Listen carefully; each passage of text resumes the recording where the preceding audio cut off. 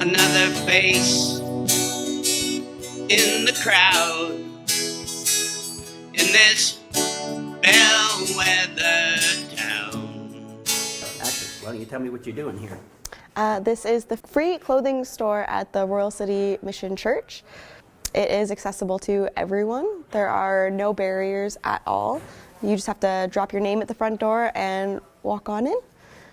And you've been doing this for a while with the clothing. Am I right about this? Yeah, it's migrated a bit. It started on my front lawn.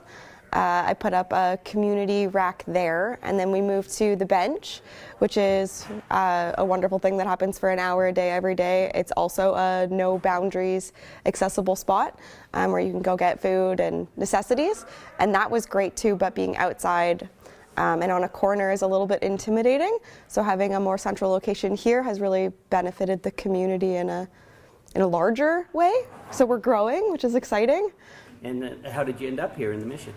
I fantasized about having a trailer, a mobile trailer. So I called Kevin, the pastor here, to see if I could borrow a parking spot from him. And he didn't have one, but he said he had this giant room that they were not utilizing properly, and I had access to it. And so you have this room like full time, or what's? So we're only here Fridays and Sundays right now, noon until 4. I just want to bridge a gap. I feel like the Hope House has a great clothing program, and people do reach out and use it. So I just want to bridge the gap of them being closed on the weekends. And is it at all connected with what you do at the bench with your dad?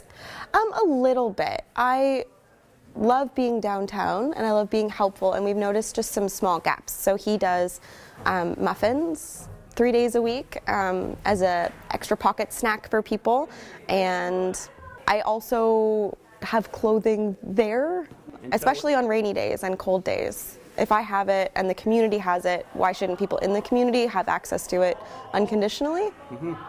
And what's been the response? Amazing.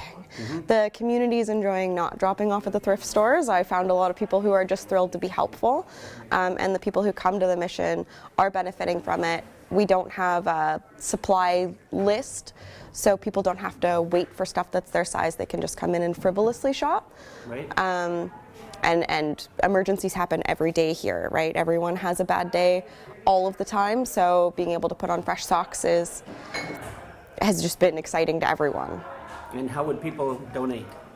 7 days a week. You can drop off noon until 7 at the mission, or you can contact me on Facebook at Ashley McGarr to drop off at my porch. And it's not just clothing you have here. That's right. We try to have like all essentials.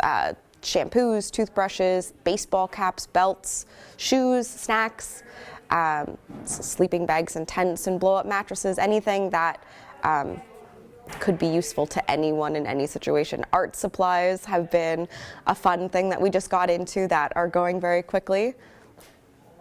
Puzzles, books. Oh, that's great. Yeah. It seems like there's this, we just have a very generous community.